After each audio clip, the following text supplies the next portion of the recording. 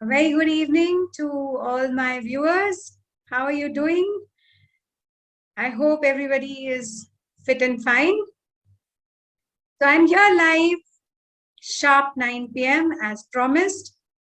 And today I'm going to share some tips, 7 tricks how you can avoid fumbling while speaking English. The English is not just a language, it's a tool to express yourself, and it's a need of the current hour. It's required in every arena of our life. Don't you think so? Type yes if you think so. Type yes in the comment box if you think yes, it is the need of the hour. We all are required to learn English. But there are certain hesitations, there are certain hurdles in our way when we are trying to speak, when we are trying to use this language as a means of communication. Don't you think so? Do you agree with me or not? So there are times that even if we have practiced a lot, we tend to fumble. We tend to be at loss of words when we are speaking in a group, or maybe individually also when we are trying to communicate with some person. We feel at loss of words, we feel at loss of ideas, we feel as if something has gone blank in our mind. So there may be 3 basic reasons because of which there are times when we fumble. Before moving forward, let me tell you something about myself. Why am I speaking in front of you? So I'm Surabhi Jain, and I am the founder of Fearless Communicators Tribe. And my mission is to help 100,000 people to achieve success and growth in their professional as well as personal life using good communication skills where English is the medium. And I have an experience of training thousands of people. And since past 6 years, I am into this training thing. And yes, I have helped a lot of people to shun off their inhibitions and achieve success in their career as well as personal lives. Moving on, what are the 3 main reasons? Why do we fumble? Why do we tend to fumble while speaking English? The first reason, according to me, is translation, which is the basic hurdle when we try to speak fluently. Translation from English to your native language when someone is speaking to you, and from your native language to English when you are trying to reply. So this is one major hurdle which involves a lot of time, because whenever you are translating, obviously you will take some time to apply those rules of grammar and then translate it. Generally, we get a window of 10 to 20 seconds. When somebody asks us a question, when we need to respond, generally the window which we get is 10 to 20 seconds. If you take more than that, it is counted as fumbling. So it is a major constraint in your fluency. The next is vocabulary. Generally, what happens when we try to speak good English, we try to incorporate those vocabulary words, those nice expressions, phrases, idiomatic expressions, which we have listed in our vocabulary bank. How many of you maintain a vocabulary bank? There might be 100, 200, 1,000, 4,000, or maybe even more words in your vocabulary bank. But how many of you actually use it? So the key here is not maintaining the vocabulary. I'm not saying that you should not maintain the vocabulary bank. Yes, it is a good practice, but just don't keep collecting it. Start spending it, right? So if you want to get a word specifically when you're trying to speak at that time, obviously it will create a hurdle in your fluency, because you are intentionally, forcefully incorporating that word in your speaking. So it is again, it breaks your fluency and you tend to fumble. The next culprit is grammar. Now you must be wondering, what am I talking about? Grammar? It is the root, it is the foundation of English speaking. How can it cause fumbling? Grammar doesn't cause fumbling. It is when you are trying to incorporate those rules when you are speaking that causes fumbling. Remember, you don't build muscles while already in the ring. You need to give a quick response whenever somebody is talking to you. You need to give a quick response. You cannot go on applying, okay, this tense, whether I should answer in future tense, past tense, the person is talking about yesterday, the person is talking about tomorrow. You cannot do that. You don't have so much of time. So when you lay a lot of stress on grammatical rules while speaking, it again causes fumbling. Now, coming to the next part, which is why is it important not to fumble and speak in a fluent manner? Why is it important to avoid that fumbling, that, okay, you know, these kind of words in your speech? The first thing is, if you speak fluently, it helps you in better engagement with the audience. The audience can listen to you properly. They are paying proper attention. They have all ears to whatever you are saying. So it helps in better audience engagement. They are not distracted. They are giving their entire attention to you. This is reason number one. The second reason is empathy. Whenever, imagine you are sharing a very emotional part of your life, you're sharing a very emotional story of your life, and you begin to fumble, begin to stammer, you begin to use speech fillers, it will break down the flow. The empathy and the emotional connect, which the audience is trying to do, it will break somewhere. So the empathy which you want the audience to feel for you, and you are feeling at the time of sharing that story, that incident, somewhere the flow will break, right? So the next is connectivity. Again, whenever you are sharing something, maybe a story or maybe some message, and you are trying to connect, you are trying to make the audience act in the way which you want them to, for which you are sharing that story or message. And if you start fumbling while speaking, don't you think that connectivity will break? That effect which your message is supposed to cause on your audience, it will not have that effect, and that connectivity will break. Don't you think so? Type yes in the comment box if you think so. Next is understanding. Obviously, whenever you are speaking something, you want the person who's listening to you understand whatever you want to say. That is why you are speaking. Obviously, why do we speak? Why do we talk to people? Because we have something to share and we want that the person listening to us should understand in the same context in which we are talking to him. But if you tend to fumble, if you tend to hesitate, if you tend to break your speech a lot of number of times, really, do you think the person will be able to understand your message properly? No, he will not be able to understand. He will not be able to get the exact feel of that message. Right? Now, coming to how, which you have been eagerly waiting for, how to remove that fumbling from your speech, from your talk, whenever you speak, whenever you try to speak, how can you apply certain things? How can you get certain things in your life which will help you to come out of that fumbling, right?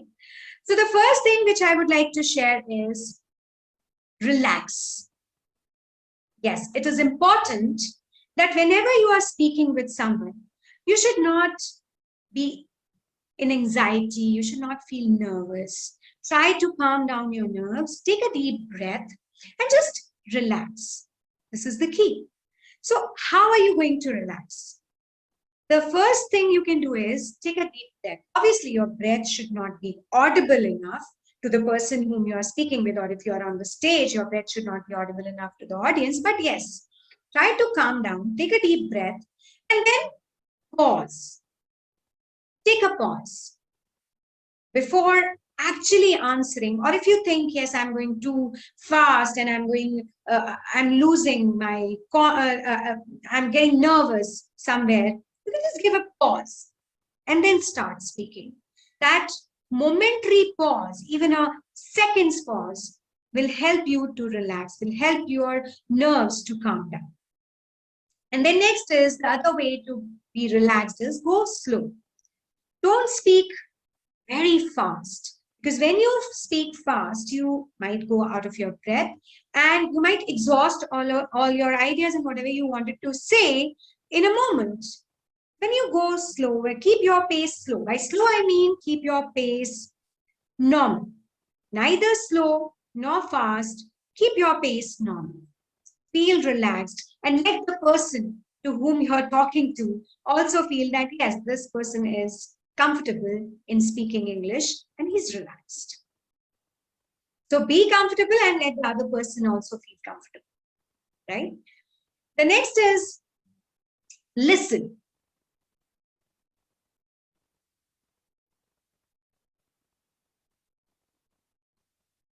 The next is listen. It is important that you listen more. Even if you want to speak, try to allow the person to finish whatever he's saying and try to listen. By listen, I mean active listening. Active listening means trying to listen to the person with your complete self, paying full attention and trying to understand the meaning behind the words, the intention behind the words. Just not react. Okay, react to whatever the person is saying. Give yourself time to understand. Be an active listener. Be fully present. 100% attention is required. And try to understand what the person is saying and then answer to the context in what the person is speaking to. So that is really important. Active listening is the key to good communication, and it will help you to avoid that fumble. The next is structure. Now, this is really important. It will help you to not to fumble because of getting at a loss of ideas. What to speak? What should I speak? How to do this? The first is plan. How are you going to plan what you're going to speak? Whom are you speaking with? What is the relationship of the person with you? Is he your boss? Is he your family member? Is he your customer? Is he your supplier? Or is he a teacher of your child? So what is the relationship of the person with you? That is important. Whom am I talking to? And then what does this person want from me? What are the expectations of this person from me? How does this person want me to answer? It is really important. Try to plan this thing before actually speaking.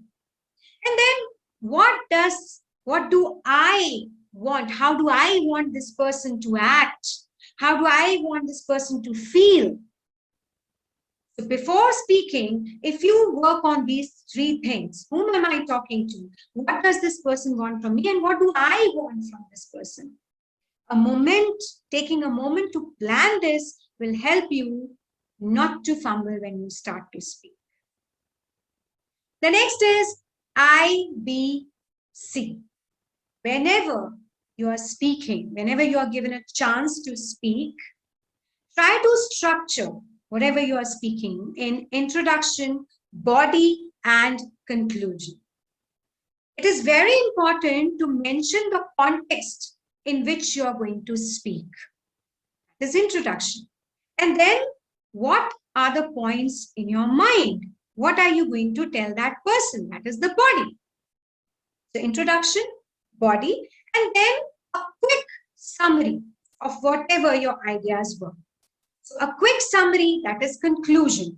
And it doesn't mean that you have to prepare a long speech containing introduction, body, and conclusion. It can be as short as 30 seconds or 1 minute.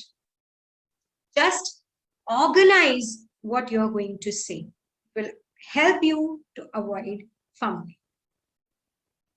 The next is be confident. Now, this one is again really important. You need to feel confident whenever you are speaking in English with someone. You need to feel confident that, yes, I can speak. What is the big deal? It's just a language. I can speak in English. Although I have been practicing so much, yes, I can speak in English. So be confident. Do not hesitate to answer in English. Sometimes it happens that we feel that I might not be able to answer in English properly. I might fumble, I might hesitate. So we end up giving the answer in our native language. No, don't do that. Carry on the conversation in English. Believe in yourself. Yes, I can do it. I will do it. And see the magic. You will actually be able to complete the conversation in English. The next is notes. Now, this is something, as I told you, muscles are not built while in the ring. The next three things which are coming your way are something which needs to be practiced on a daily basis so that when you are actually conversating with someone, it doesn't create a hurdle in your fluency. How are you going to do this? The first is making notes. Just have a habit of writing. Keep on making notes. Keep on journalizing. For example, you can write certain ideas. You can keep on writing certain ideas on daily basis. For example, you have to speak, suppose the discussion is on movies. So there might be certain things, certain technical words, certain jargons, which you think you can use while talking about movies. Or you can just keep yourself, just speak about certain latest movies or certain trends. So just keep on jotting down the ideas. Why am I asking you to write down? Generally, what happens, we don't go through, as I told you, even if you have a list of vocabulary, even you have a book of vocabulary words which you have maintained, how many times do we go back and revise all the 1,000 words which we have listed? Why am I asking you to write down certain ideas pertaining to certain things? Is because when you write down something, subconsciously, it gets ingrained in your memory. So even if you are not visiting again and again the journal or the diary which you are maintaining, somewhere it will click. From somewhere it will pop into your mind that yes, this is something I read about, this is something I wrote, I can speak this. It happens, believe me. The next is quotes. You can keep on writing certain quotes in that same notebook where you are noting down the ideas. You can just generally maintain a collection of quotes. Sometime these quotes are going to click when you are speaking. Trust me. Even if you're not going through each and every quote on a daily basis, this is going to help. It will. And the next is, yes, I told you that many of you have a habit of creating that vocabulary list, vocabulary bank. So yes, it's a good habit. As I told you, you can collect words, phrases, idiomatic expressions, and you can metaphors, and you can use them every now and then in your language, whenever you are speaking. It adds an extra flavor to your language. It beautifies your language. It gives an extra shine to what you're speaking. You can also use analogies when you're speaking. Again, it gives a very good impression and it helps the person to understand your perspective very well. And then next is giving examples. Whenever you are explaining something to someone, you can give certain examples. And how are you going to collect these examples? Again, you can maintain in that notebook itself, you can maintain a column or maybe a section of examples. And what are these examples? These are general observations around you. These are general observations. For example, you see a bird feeding her babies. So again, efforts does a bird take? It collects one by one, it collects worms or it collects insects and then it feeds its babies. So the hard work which she's doing to keep up help the children grow. That is, you can use it as an analogy. You can use it as an example whenever you are explaining something to someone. So it's just collecting certain examples with certain observations around you, right? The next is stories. Yes, now the telling stories, whenever you are speaking to people, if you share certain stories, people immediately connect with you. Now, these stories can be your real life stories, and these stories can also be the people around you. Now, these people can be general people, normal people like us, or they can be celebrities, right? So there can be different stories which can be used for different perspectives whenever we are discussing something. So maintaining a bank of your stories, celebrity stories, or people around you. People around you can be any person, even your maid, your servant, your anybody around you, right? So maintaining a journal of all these things will help you to speak better. You will never be at a loss of ideas whenever you are speaking with someone. This is your bank of ideas. Don't you think so? If this clicks you, if this resonates with you, if you think that, yes, I'm making a point, type yes in the comment box immediately, or give me a thumbs up in the comment box. Yes, this is something which will help me to never get out of ideas, right? And the next thing is how to get more content. Now, this is one thing which I told you. The other is how to get even more content.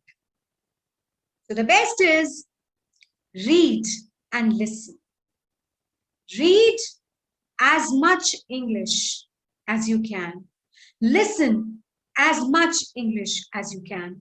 Anything which is of your interest, anything which excites you, anything which interests you, utilize your time to read as much as you can, to listen to as much as you can, and see somewhere, whenever you are speaking, those things are going to click and you will never get out of ideas. And you will not hesitate because of loss of words or loss of ideas, right? And the last and the most important, but before I discuss this last point, I want you to put in the comment box, yes, I want to know more. And if these tips were valuable for you, type valuable in the comment box. And if you follow these tips, definitely you are not going to fumble while speaking English. It will fill you up with immense confidence. And if you want to know more of such tips and tricks, do follow my Facebook Live on my Facebook business page with the name of Fearless Communicators Tribe.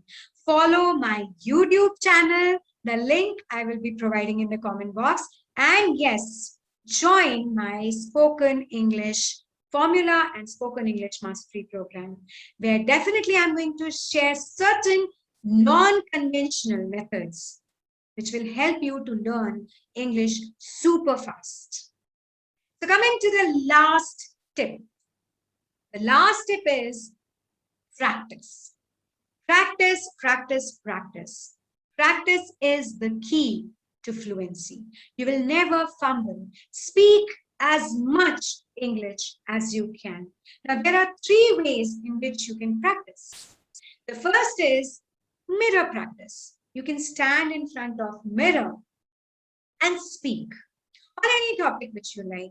Imagine that there is somebody standing in front of you and start making a conversation. You can speak for both the sides. One is mirror practice. The other is video making. What am I doing right now? I don't have physical people in front of me. This is the virtual audience, right? So you can think that you are sitting in front of the virtual audience and treat your camera lens as the eyes of the audience. Look into the eyes of the audience and start speaking. Make as many videos on as many topics as possible. And it will help you to increase your fluency. And the next is self-analysis. This is a step after you have done the video making. After you make your video, watch the recording. Watch the recording and write down the number of times you fumbled, write down the number of times you used speech fillers, or you did wrong pronunciations, or there was how many times did you go blank where you were not able to think what to speak, which word to use. Just write down. And then the next time you make a video, don't forget to slash the things which you improved on. And by, trust me, you're going to improve. Each time you practice in front of the mirror or you make a video, you will be a better version of yourself. So do join my English fluency formula and spoken English mastery program.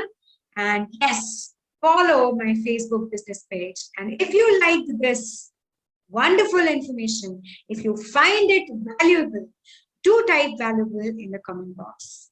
Till then, this is Surabhi Jain saying goodbye till we meet again.